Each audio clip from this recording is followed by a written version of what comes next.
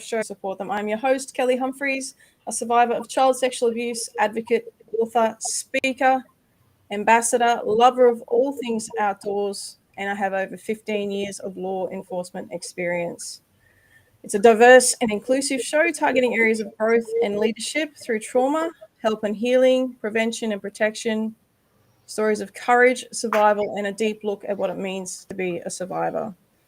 Some of the content tonight that you might hear is possibly triggering, so listener discretion is advised. We will be discussing themes of child sexual abuse, domestic violence, trauma, and other related themes.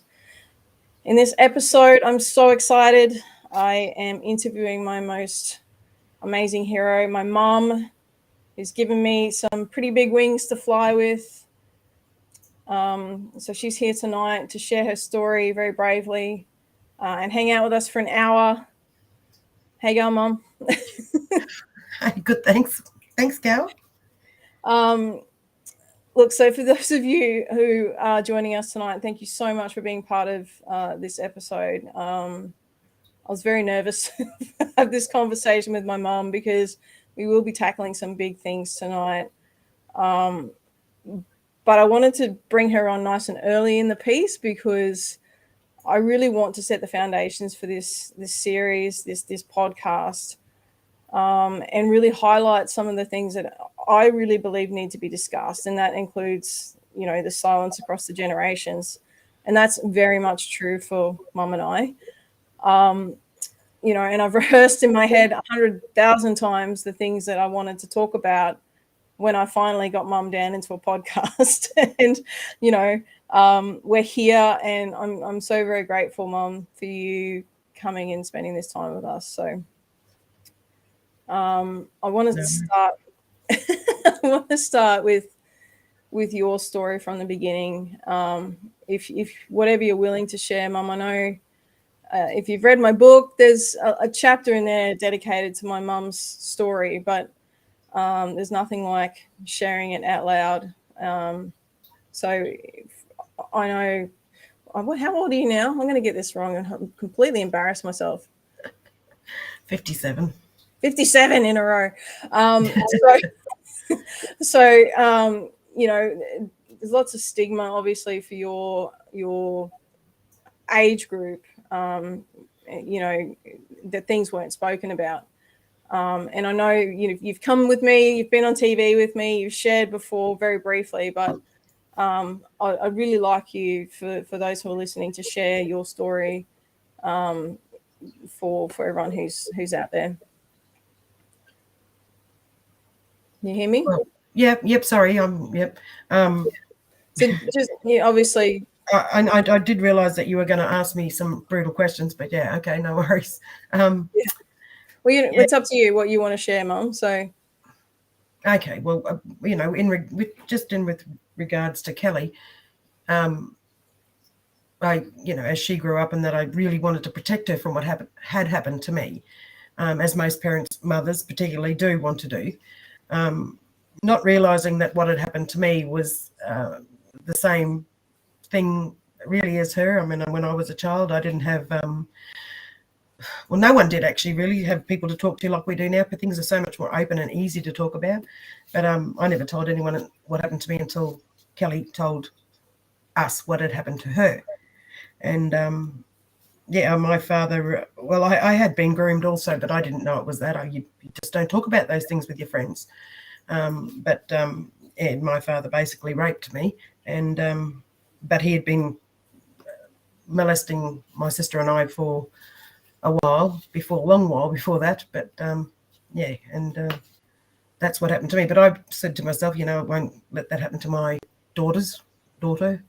And unfortunately, I underestimated the power of a pedophile and the manipulative and conniving ways that they can get around to do what they feel they have to do. So, thank you, Mum. I know when we sat down that day and I said, Mum, we're going to talk about this. And it was like we're sitting on this couch, and it was, I felt like it was really difficult. It was really difficult the first time to hear your story, but I remember that moment particularly, and for those who are listening, I was sexually abused by my uncle, which is my mother's brother, from the age of 8 through to 15. And I didn't know, and I didn't tell anyone about it. I didn't talk about it. And what Mum's referring to is that moment in time when I finally had to speak up about it. I didn't have a choice. I felt like I had to protect my sister. She's 10 years younger than me and much, much better looking. So, I had to protect her. That was, I was having nightmares, repeated nightmares, that my uncle was coming for her. And, I had to do something. And I said to Mum and Dad, I need to talk to you about this thing. Can we talk? And when I had that conversation with Mum, I said, and I was so upset, so emotional. And Mum had said to me, she said, I never, never wanted this to happen to you because it happened to me too. And I have never told anyone. And that was a revelation moment for me because I knew for that moment that I wasn't alone, that I didn't have to do this on my own anymore. And that was really difficult because I had struggled for so long with this secret and so confused in my mind, and I felt so alone. And I feel like myself, and I mean, we've never really, and just for anyone who's really listening tonight, Mum and I haven't had this conversation. We've had it in brief ways where I'm like, all right, Mum, we're going to write about this. But we've never had a conversation. So you're hearing this conversation for the first time. And that in itself speaks to the stigma of silence because we just don't want to make it uncomfortable for each other. And the power that the pedophile holds over the victim, because they make it so hard for them to be open, because our family is very open and we talk about everything and we're loving and hugging and everything. So it was hard for me to understand why Kelly couldn't come to us, why she didn't tell us sooner. So there's the manipulation of a pedophile, and how they put a child, I guess, on the line, and then just it's their own gratification thereafter, and they don't care about anything else. But a child's life is not the same ever again. No, that's right. So for you, Mum, I know it was particularly difficult growing up because you lost your mum when you were 10. Yeah. Yeah. So grandma died from breast cancer quite young. So you were in foster homes and sort of bounced around. We were never in a foster home. We were in a children's home. But I had, even if I had the emotional strength or whatever you want to call it to tell someone, I really didn't have anyone to tell. I didn't have an auntie close. I didn't have anyone to tell. Who was I going to tell? You don't talk to your teachers about things. Not back then you didn't. I mean, now you probably could because things are more open. We didn't have guidance officers and stuff like that. That just wasn't really an option. It wasn't even, probably never even entered my head I needed to tell somebody. Yeah. It had happened. Deal with it. I don't know. I don't really know. I don't. Yeah. But did you feel like what was happening was like normal? Oh no, well I knew definitely it wasn't normal. But no, that part. But I didn't know what to do with it. I didn't know what to do with it. Simple as that. I didn't have a clue. But then for a long time I thought that love and sex are the same thing. But it's only through maturity and life that you learn that is definitely not the case. So but I just didn't have, I had really, who was I going to speak to? Yeah. And I think, and this is what I said, I remember the first time I ever shared my story, I was in police headquarters at a Toastmasters event, and I knew that I wanted to talk about this, and it was like a 7-minute talk, and I recorded it and I sent it to Mum, and I said, how do you feel? How do you feel about that? And do you remember what you said, Mum? No, I'm not. I'm sorry, Lovey. You're gonna have to refresh this memory.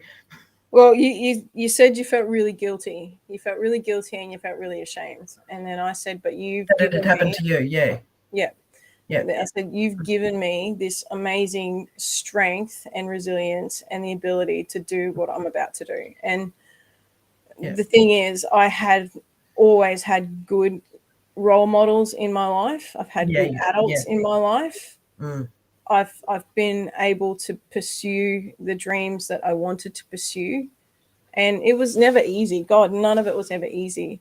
No, no. But in many ways I feel like you took from your story the hard stuff and you did your best to Through make it. adversity grows strength. Hopefully, you learn that strength comes with that. You can either let it defeat you or you don't let it defeat you. Simple, really. Don't let it rule what your life's going to be. It happens. You can't unhappen it. You have to put it where it belongs, I guess. Yeah. Well, I just know, and I think, because I think for a lot of survivors out there, there's a lot of parents who are not supportive when they speak up about No, these things. that's a big issue for me, because I have some friends who have had some fairly horrific, I'm not the word, but, happenings in their young lives, and the mothers or parents knew, and but nothing was ever done, and that is tragic. That is very tragic, because mums, you're supposed to be there for your children. If you can't be there for them, then and I've always said this to you before, Kelly. I always thought I had put you in a position where you were never left alone with anybody. There was always more than one of you around. There was more adults. You were never left at anybody's place without other people being around. So it as I said, it belies the mind to think that pedophiles are such sneaky, conniving Bastards, you can say bastards. it. Because I don't think like that about people. I don't want to ever think the worst of people. I always want to think the best of them, and that's Did just you my think nature. that? Did you think that of Uncle Bob? So Uncle Bob is my offender. He's the person who, for those Oh, listening, look, we were such a close family. I mean, we did everything together. But so yeah, no, because I never ever let. But it didn't matter whose place it was, whether it was a friend of ours or whatever. There was always never just you left alone with anybody. So you was always more than one child. There was more than one parent. There was more, So that's my, I guess, if you want to call it ignorance, in the capabilities of a child. As simple as that. When did you think you learned about how cunning he was? Well, honestly, not until you told us what had happened, because he had been previously, and I'd asked you the question. He'd been previously charged, and I asked you the question: had he ever touched you? And you said no. And well, then, and not until you said when you were older that and when there's the worst thing a mother ever wants to go through, because honest to God, it was like we had a death in the family. That's how it affected me, how emotionally, both your father and I. And it was a terrible thing. And then it's guilt, and I felt like I'd let you down, and why didn't I do more? Well, when I look back in hindsight, of course I could have done more, because I've got hindsight now. But at the time, I would never have left you or let you be in a position where I thought anything could ever happen to you, regardless of him or anybody. Well, now it didn't matter if there was others around. I remember one particular occasion that all the kids, there was I think maybe 4 of them, and he took me to the room and shut the door. The kids were just playing.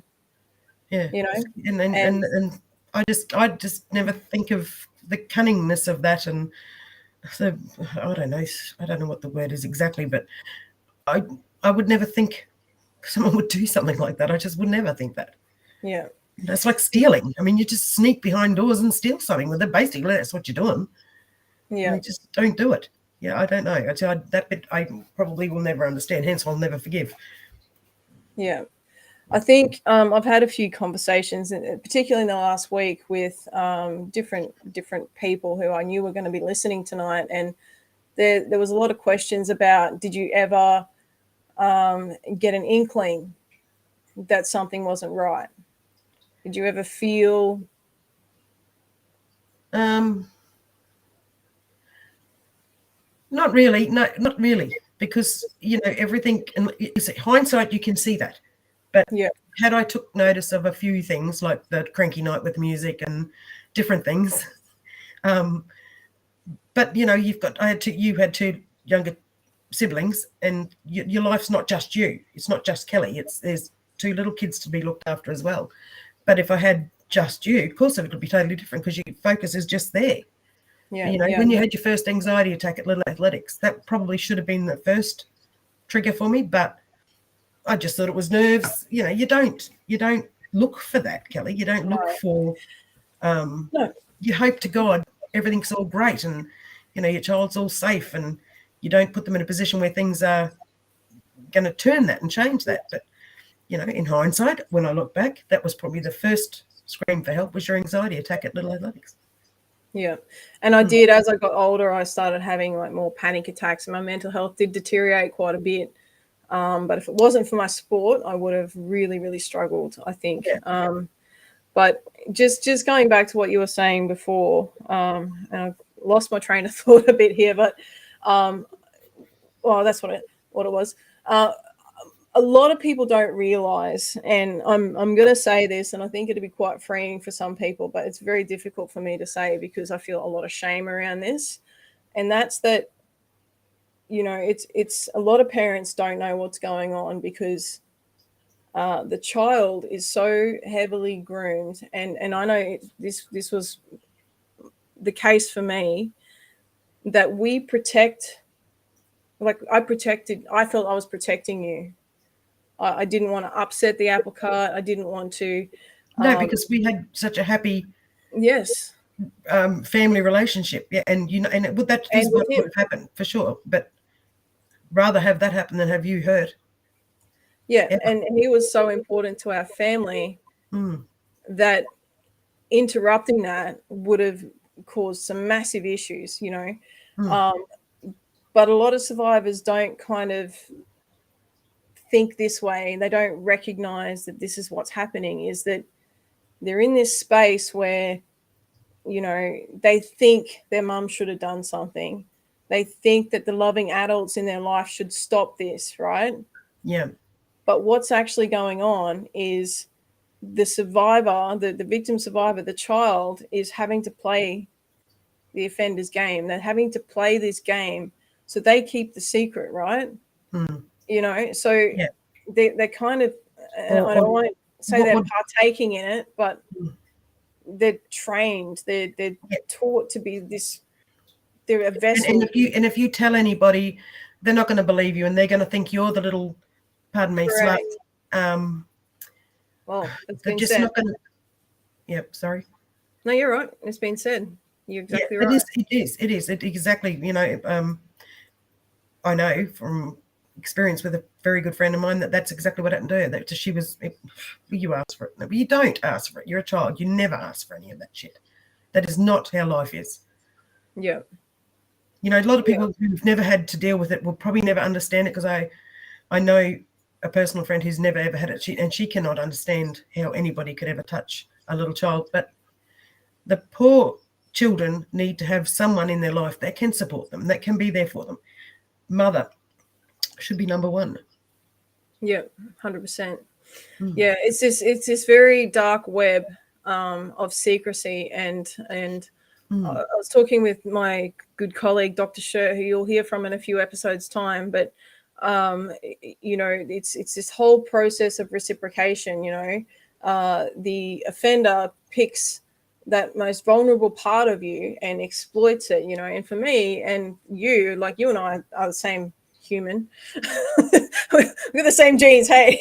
But quite literally, we have the same mannerisms and tactics and all that sort of stuff. And we're very kind and giving. And so when a perpetrator takes advantage of the child, they take advantage of that kind and giving part. And when they wanted to spend that time, like Uncle Bob, he spent time with me doing the things I love, and I love fishing, and I love camping, and I love being outdoors, and he would support that. he would support that, and he would spend that time with me, and I love that. Yeah.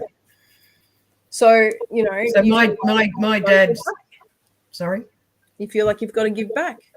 Yeah. Well, my dad's thing was he just said, what would your mother think if I was with another woman? Mm.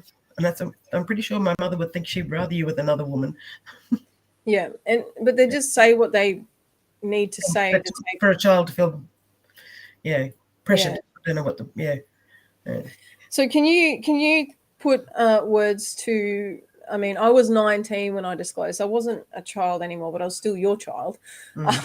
You know what? Because in my head at that point in time, I was so scared, like hyperventilating, scared, like dripping palms, scared, thinking that we would reject you if you told us what had happened. Yeah, and I I know, know in reality you wouldn't. I know that, but you were so scared that you wouldn't have the love that you'd had before, and it never happened. So No. yeah, it's because you get yourself into such a state thinking one thing, when if you've got a really supportive, loving family, that would never happen. Safe, seen, and heard, people. Safe, seen, and heard. I do want to say something that I don't know whether you call it lucky or what you want to call it, but before my father passed away, he asked me to forgive him, and he said to me, previously he'd said to me, in order to forgive, you have to understand. And I thought, well, I don't know if I could ever possibly understand, so I'm not sure if I can ever wholly and solely forgive. But I said I forgave him. That's let him pass in peace, I suppose.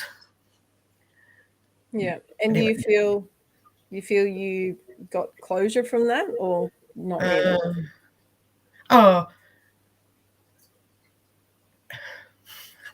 don't really know. I guess so. I guess I have, yes, because he admitted what he had done and wanted forgiveness for it. So I guess, yeah, and I got to say it to him, which is not what a lot of victims ever get to say to their perpetrator, because you very seldom get to say what you really, really, really want to say to them. I won't ask that.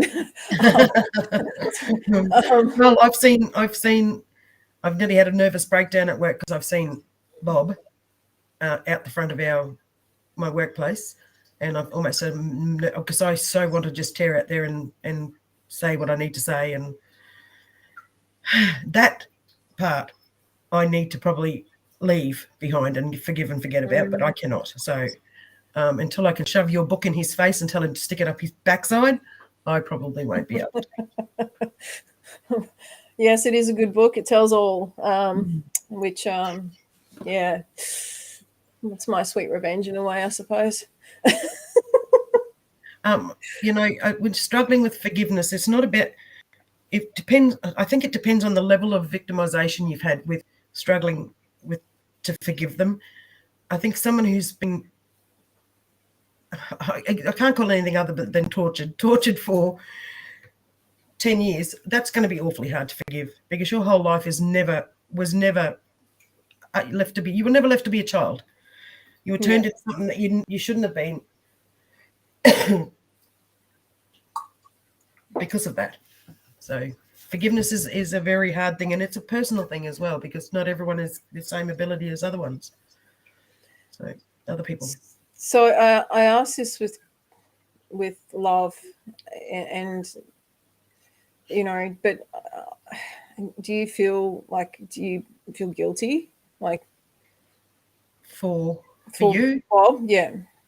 I don't feel guilty. I don't feel as guilty now. I still, because I would like to turn back the hands of time and just go at one point say, but you can't do that, can you? No. So the guiltiness is not like that, no.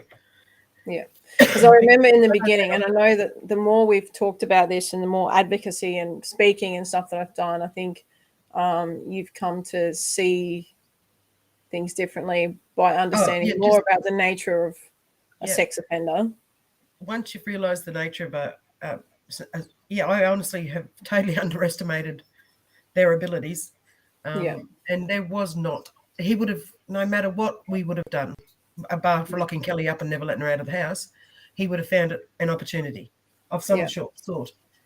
Yeah. So I Sorry. guess for any parents out there who are listening tonight, I just want to encourage you to recognize the manipulative, grooming, cunning Oh, nature of a predator and understand that predators groom families in order to have access and absolutely. I You mean know, sexual access to a child. they're there You to know, help. They're there to do this. They're there for that. But they're grooming everybody in their whole the whole circle. Their whole circle. yeah. To get what they want. Yeah, and that is unfortunately sexual gratification, which Yeah. is what the grooming definition is. Mm. So, you know, but understandably, there are parents who also don't believe or disregard their child's disclosure. And, Yeah. you know, I had an irrational fear, absolutely irrational fear, that I would not have a place in the house anymore, that you guys would not love me.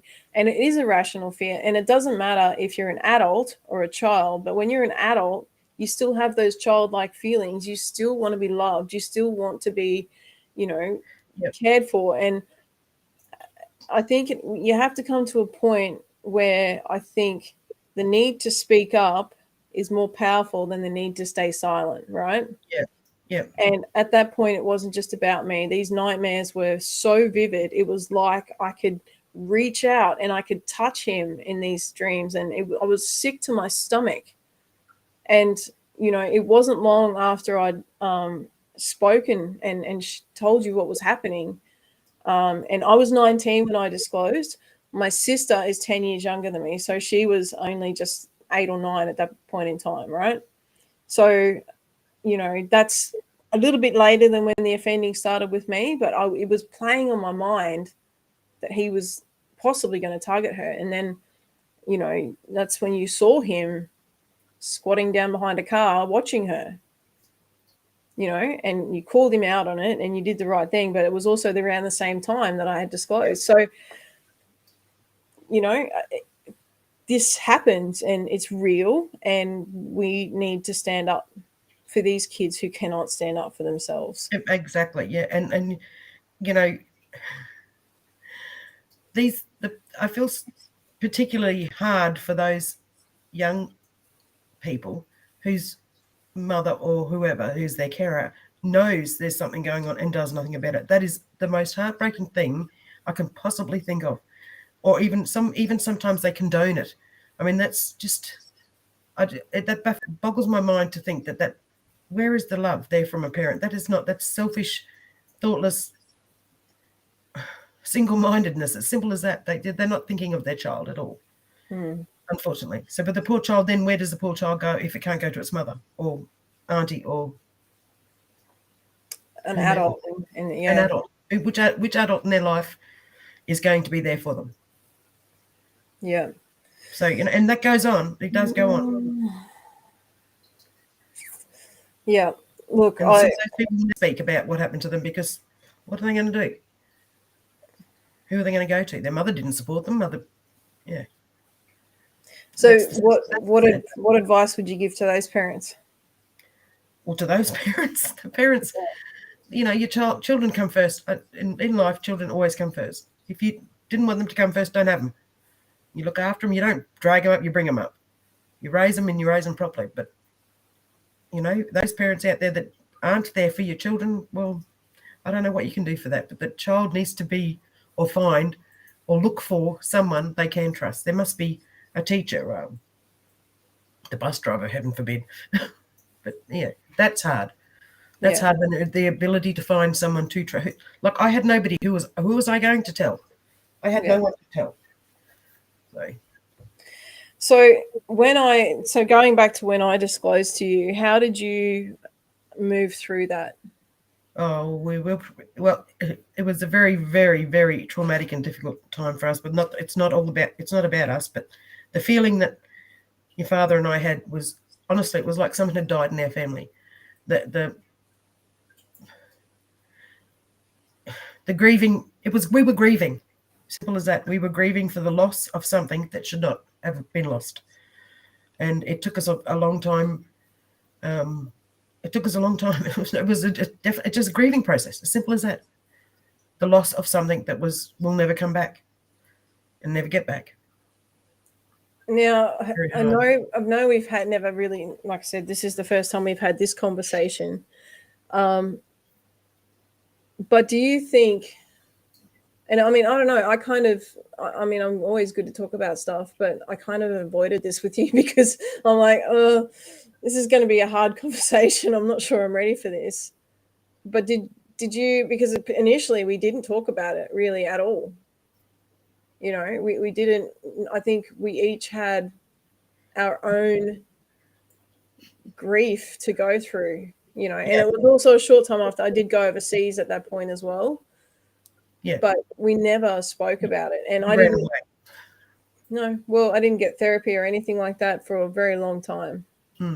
But yeah, we both had to deal with something we had not dealt with before. Yeah, you're right. We probably should have done it together. I probably should have gone to America with you. So in hindsight, if you're listening, make sure that when your child discloses or somebody close to you discloses, you get early intervention and support as much as possible.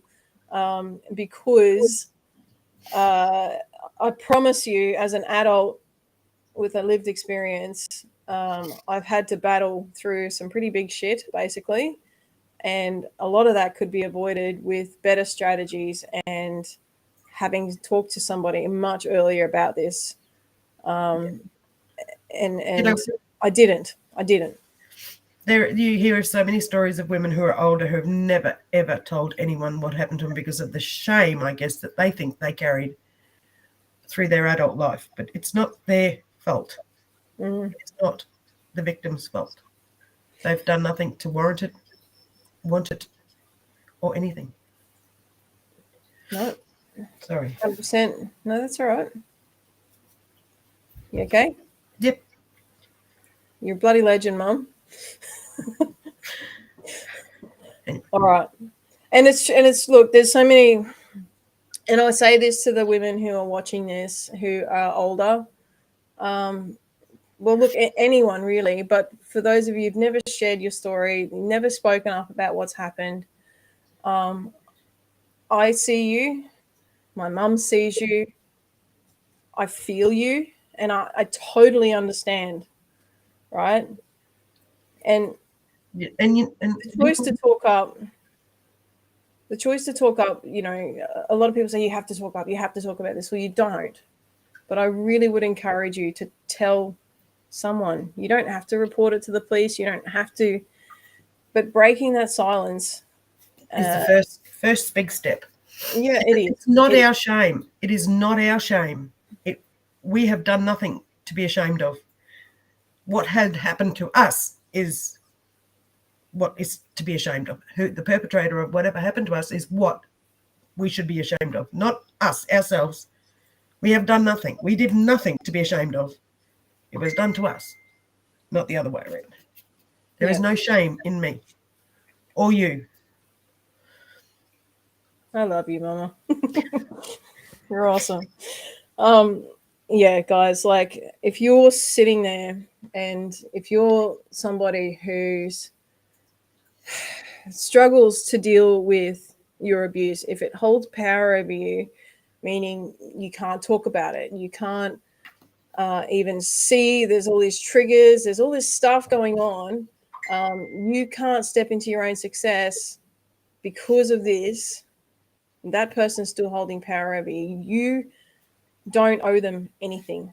You do not owe them one fucking thing. One thing. Absolutely. You do not owe them anything. Nope. Right? Not one more second of your time, not one more second of your energy, because I can tell you right now, the energy it takes to hold your secret, to hold on to your shame, just eat you up. It kills you. It kills you. So I give you permission to let that go. If you need permission, I'm giving you permission. Yep. You don't have to hold that. Right? It doesn't belong to you. The responsibility of any abuse. Now, a child cannot make adult decisions when they are a child, right? A child cannot make adult decisions when they are a child. So if you're sitting there believing that you're supposed to make decisions about life and love as a child, I'm telling you right now that's not the case. You cannot have made those decisions in consent. There's no consent. A child cannot give consent. Nope. Right? So let that go. Let it go. That shame does not belong to you. And it doesn't matter how old you are. You've heard it from my mum and you've heard it from me. We're 2 generations apart. Okay? But you don't have to hold on to that. No. Break the shame cycle. Get off that bicycle. That rhymes, Mum. Good job. Poets. Oh, awesome. Okay. All right. There was some things I wanted to ask you, Mum, and particularly, woo, that's hardcore. All right. Okay. Shake it off. About, you know, again, and in hindsight,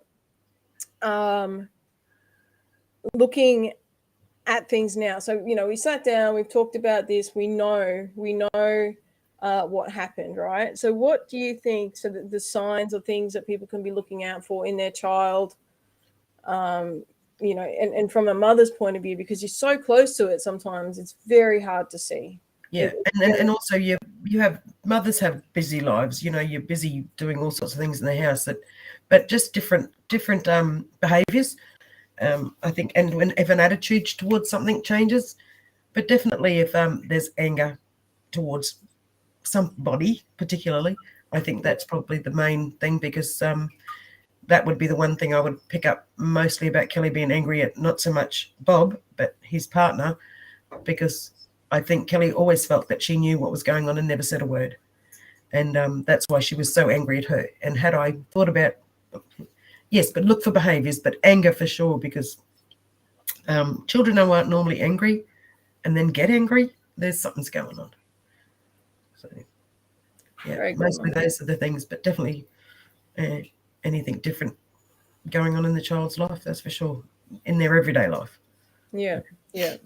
And look, I often say, you know, because a lot of parents will ask me, well, how do I stop this from happening? And I always say, look, you are the closest thing to your child. It is the power of that connection, which is the most important thing, because only you will see when something changes. Yep. You're going to see, and it's going to be, like Mum said, a mood shift. And I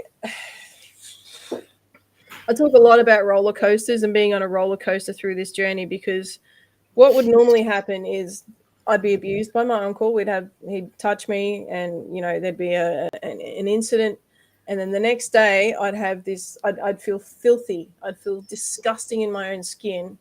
And I just I'd have to have a shower, and like lots of showers, and clean myself. And, you know, I would disappear in myself for a couple of days. I would disappear into my books and, you know, sort of hide away from the world and disassociate from myself, not really connecting, not really consciously aware of my surroundings, or, you know, not able to respond quickly to instructions and things like that. Or alternatively, you know, so bloody busy, you know, you couldn't ground me for a second. You know, and that's still the way I am. It's my default response, you know, and you don't always pick up on them, but you will get a feeling. Now, I want to ask you, Mum, did you get a feeling, a gut instinct? I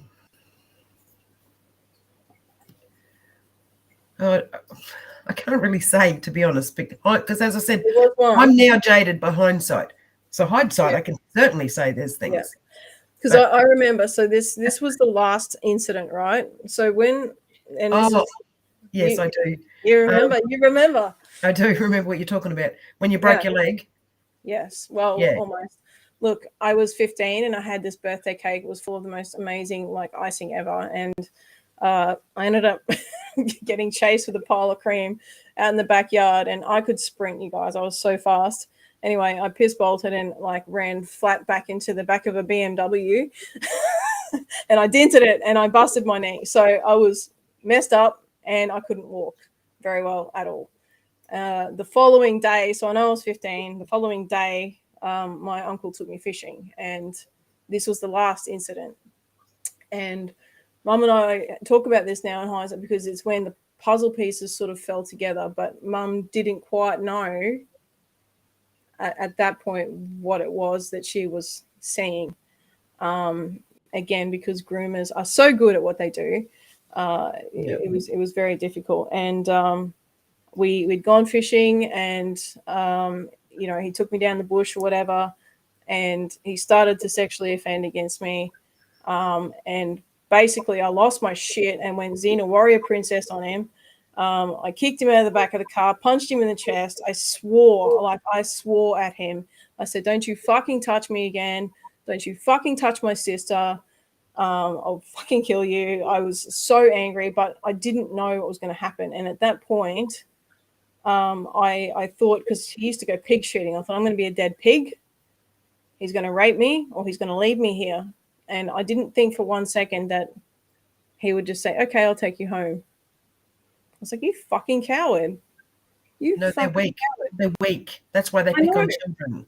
But then I was so angry because I thought, why the fuck, if I could say this after one moment, like one time, and I say, "Stop what you're fucking doing, don't touch me." And you don't have that ability as a child. You don't have that ability and the strength to say stop when you're 7. You don't. No. No, but we expect, and this is part of the shame. If you're out there and you're listening, you feel like you're meant to be an adult making these decisions. Like, I should be able to make this stop. I should be able to say no, but you don't. That's what my mum's saying. You don't have that capacity. You don't have that. Plus, it's a trauma response, right? Fight, flight, freeze, fawn, right? You don't have that capacity. No. So when I came back to the house after that, I was obviously extremely emotional. And I stormed out of the car, and then Mum came out. Do you remember? Yeah, and then I just asked what was going on. Yeah, and he said it was a difference of opinion. His words. He said a difference of opinion. So when you broke your leg in Toowoomba, and I had to get, because Dad was away working, he drove us down, and he helped get you in the back of the car, and I saw the look of fear in your eyes then, but you were about 17, 18 then? Yeah. And it was just before you told us what had happened. That, because I think that was the start of you having to deal with everything and have to say what, because I thought, what's going on here? Why are you so scared that he is here? What's this mean? Yeah. You know? And then my brain was starting to think things too, and I thought, well, you never said anything, so, Yeah. Yeah, so moving forward, so from that moment, obviously things had been like sitting in my mother's little brain, and I went off to college and was competing and training and doing amazing, cool things. And I'm really special, and I think I've said this before, is like sometimes you need to be hit by a car to be woken up. Yes, well, that's what happened. I got hit by a car and I broke my leg. That was not fun. But it was that moment that I came undone. I literally couldn't contain all the stuff that was inside of me, and that's when I ended up telling Mum and Dad, and I couldn't walk and I couldn't drive, so she brought Bob with her to come and actually my grandmother, and he came. I can't remember. Anyway, he picked me up, but that was Mum and Bill got you from Toowoomba, and we picked you up from Mum and Bill's place. Yeah, so my grandmother and grandfather at the time picked me up. But yeah, it was just I had grown, because I was away. I'd spent this time at college, and I was growing, and I was strong, and I was learning about myself. I was taking back my power, people. I was taking back my freaking power, right? And then he comes back in, and I don't get triggered a lot, but I had a trigger response to him, and I was afraid. And I remember the moment because he picked me up and was putting me in the car, and it scared the shit out of me, to be honest. I felt so sick, and that was the beginning of the end for him, right? Mm. So then, I told mum and dad, and then we went to the police. And I won't say it's a happy ending, but there is some closure. He ended up getting convicted and sentenced to 4 years, but only served 18 months. So I won't comment too much publicly But about my he feelings. has lost way more than we have. He doesn't have any of his family anymore. We have still got all of ours. So Yeah. And that's the part, I guess, I can draw my justice was served card from. But in saying that, and I have to be grateful to you, Mum and Dad, for providing me the ability to have the strength and resilience to do shit like this podcast, and to be here and to like have these conversations, because without the strength and the courage from you guys, I wouldn't be here, you know. yeah, So that being said, it's definitely not been an easy journey for me. Like, it has been, I mean, and we'll talk about this in this series, guys. Like, we're going to talk about triggers and relationships and not being able to see red flags due to trauma. The definition of love and how it changes. There's so much I stuff to unpack. I think some people, they have wonderful instincts, and if your first instinct about someone is to not trust them, then don't. Simple as that. Do not, because if that's what you feel, then honestly, 9 times out of 10, that is exactly what you should be doing, not trusting them. No, So not at all. it doesn't have to be whoever it is in your family or close friends. Don't. If you have that feeling, for goodness sakes, don't take notice of it, because it's, it is a mother sometimes has it. Well, sometimes one of the family members do, but listen to it for sure. Yeah, definitely. I think we dismiss gut feelings as things that they're not. Sometimes we write them off as other stuff Yeah, when, intuition is so important. it is very important. If someone gives Yeah, you the creeps, there's a reason they're probably creepy. yes, they are. Okay, cool. So look, we've probably there's so much we could unpack, Mum. Seriously, there's a lot of people tonight watching, and if you're watching tonight, I just want to thank you so much for supporting Mum and I to have this conversation. There's a lot that I didn't get to ask, but maybe Mum will come back and we'll tackle them again another night. But Sure. it's very hard, and I can't imagine. I mean, I'm a step parent, but I'm not a parent myself. And I can't imagine what it would be like to, have a child who was sexually abused by someone close in our family. I can't think of the ultimate betrayal. So I guess I just want to ask you, Mum, what did you do with that betrayal? How did you handle the betrayal? For me or for you? Yes, for you as a mum. I don't know. I think I've handled it quite well. I've never done drugs or lost the plot or whatever. I put my personally for me, I've treated life as a filing cabinet, and it's in its filing cabinet. And if I need to get it out, I'll bring it out. But I don't very often get to the bottom shelf, so.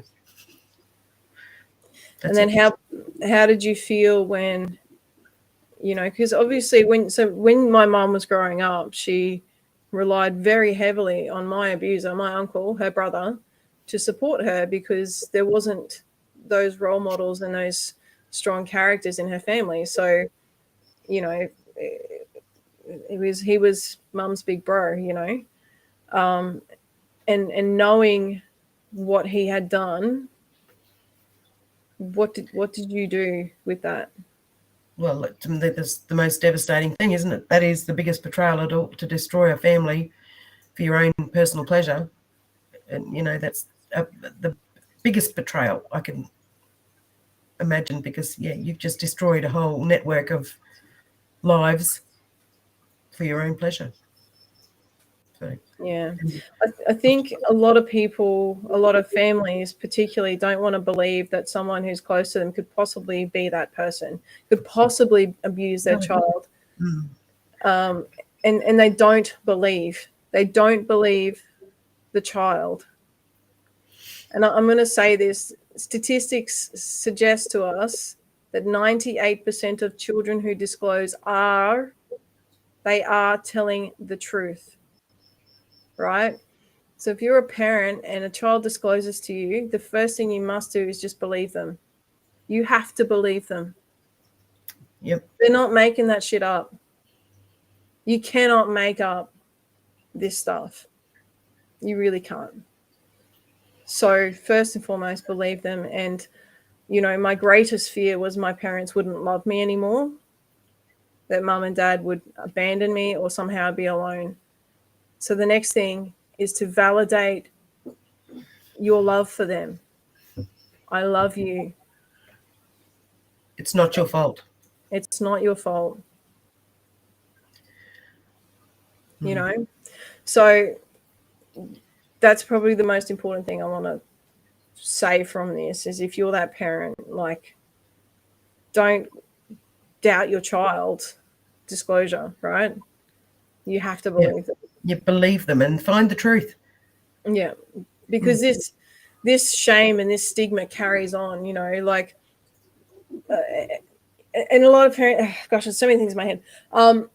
One thing is, like, I didn't know about my mum's story until I was 19 and disclosed to her, right?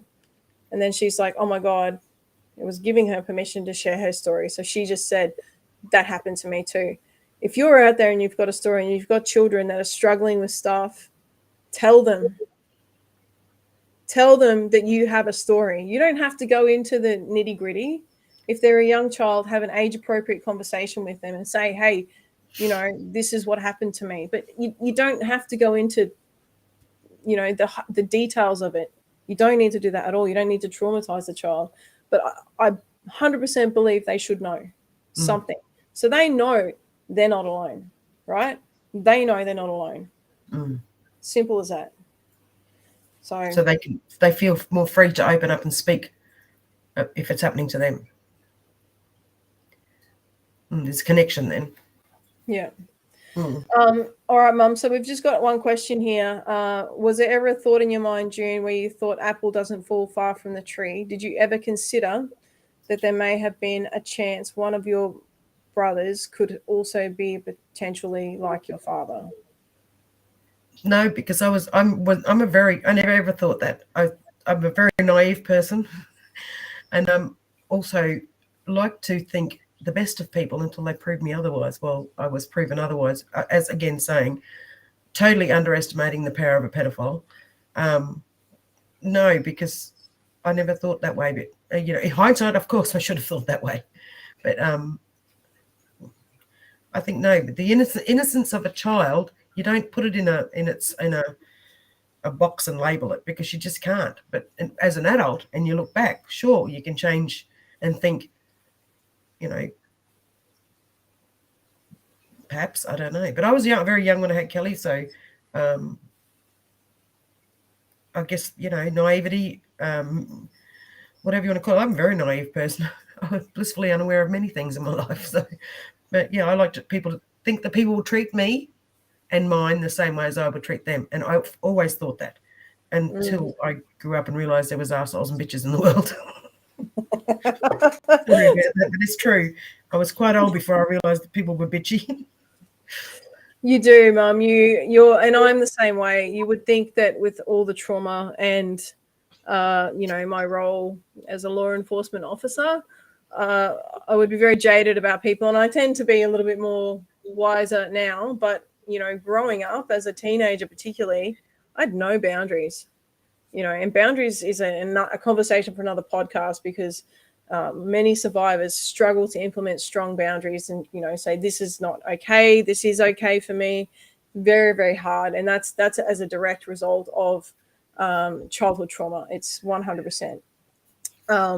But I have always struggled with boundaries. I've always struggled to say what I need.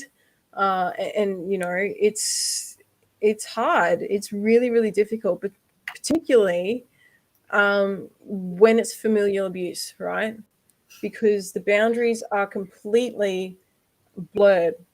You know, the safe space on my bed is a safe space, but when somebody's in my family violates my safe space, which is my bed, then you can't sleep anymore because the safe space that is your bed is no longer that place.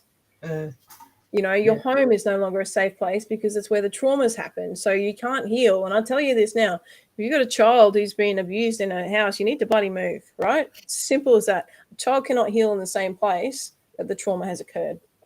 You know, there's so much, and guys, we are going to unpack so much in this Off the Cuff with Kel series because I believe these conversations need to happen. They need to happen. You know, for all the little Kellys and the little Junes out there that haven't got a voice, you know, and I wanted to bring Mum on here to, I guess, answer the questions for many survivors whose mums, they haven't had this conversation. So I feel like we're kind of having this conversation on behalf of many who are in a similar situation to us, where a mother and a child have, you know, both been sexually abused, because that's generational trauma, right? We need to interrupt it by speaking out. We need to interrupt it by saying, you know, this is what's happening. I'm not okay with it. I just want to go back to the question you just said. As I think about things, I must have had in my back of my mind thinking that maybe, you know, perhaps the apple doesn't fall too far from the tree, because I never left you in his care on your own. I would not, you know, there was always his wife and 4 other children or 6 other adults, or, you know, you were never, you know, but as I said, the opportunity that the ability for them to take an opportunity from nothing is incredible. So, yeah, because you were never there alone, ever. So, Yeah. so in my mind, maybe, obviously, yeah, you know, yeah, maybe I did think that. Yeah. Yeah. There's just one more question, Mum, and then we'll probably end up tidying up the end of this stream. But when you I shared with you, the question is, was it the first time that Dad had heard as well? Yes. And the answer is yes. So you kept your secret, Mum, for nearly 30 years. Is that right? Yes. I'd never told anybody, not my sister, not my husband. And my husband and I have been married for 30-something years now, so yes, it was the first time he'd heard it as well. But saying, Kelly, like when you launched your book, that lady who was 80, or what was she? 80-year-old, she came to you crying and she said to you, I have never told anybody what had happened to me as a child. And she just was in tears. It was just amazing. But, yeah, kept it all that time to herself. Yeah. And probably had she not mentioned anything to you, never told anybody, ever. Yeah, and guys, if you're out there and what was that, sorry? That's the stigma that they make you feel behind it, that it's your fault and that you should be ashamed, but there is no shame for us. No, that's right. You don't own it, guys. It's not yours. It belongs to the predator. Be sad that was lost. Sure, be sad because, you know, you've lost something that will never be brought back. But yeah, that's a normal part of the process. Find something else. That's right. Use your things to do something better. Absolutely. But yeah, if you are sad, that's okay. That's actually quite normal. All right. So if you don't feel anything, that's also very normal. So never ever beat yourself up for how this makes you feel, because I guarantee you're probably feeling exactly how you're meant to be feeling. All right. But don't let it hold power over you. Do not let that predator have control over you anymore. Do not give them one more ounce of your energy or your time. Okay. All right. So guys, sorry, just one more quick question. Did you speak to your brother when you found out what he was doing? I don't think you ever did have a conversation. I have never spoken to him. I had to talk to him on the phone one day, only because I think he would have thought it was very suspicious. Kelly was laying charges, and I thought, shit, I haven't spoken to him for because I can't speak to him. But I had to talk to him on the phone, and It was the hardest thing I have ever had to do because I was a shaking, pardon me, dog shit and raised bones. I was shaking like you wouldn't believe. And I got off the phone, I was just a wreck. And I said, I will never speak to him again. I don't want to look at him because I'm so angry with him still, and I will always probably be angry with him until I have my say to him. If I can ever have my say to him, then I think I'll probably get it. Maybe, I don't know. I'd like to put Kelly's book in the window next time he comes in and see you. Have a good read, mate. I'd send him a copy, but I don't want to waste my money. No. Oh, I'd All love right. to. Yeah. Well, maybe we can. No, All I can summon like a G up to do it, that's for sure. Stop it, Mum. Come and shove this in the window of his car, would you? Oh, Jesus. All right, you guys. If you have joined us tonight, I just want to say thank you so much for your support. I can see all your messages and your encouragement. You're not alone on this journey. Men So or women. many of us, men or women, and so Absolutely. many of us are sitting quietly. I will hold your virtual hand. 100%. So, I am establishing an off-the-cuff community. If you want to be a part of that, you can subscribe to my Patreon account at patreon.com/Kelly Humphries and help support the work of this podcast. So I would love you to do that. But thank you so much for being part of this. And again, breaking cycles of abuse and trauma is difficult. We've chosen to have this conversation because we needed to have this conversation. We needed, my mum and I. But for many of you out there, I really hope, I really, really do hope that you've maybe let go of some stuff, you've found some insight, maybe some healing.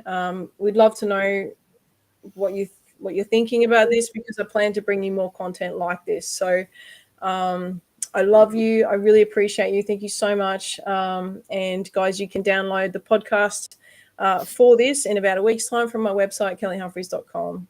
Thank you, guys. Thank you. Thanks, Mum. Thank you. Be brave, everybody. Be brave and strong.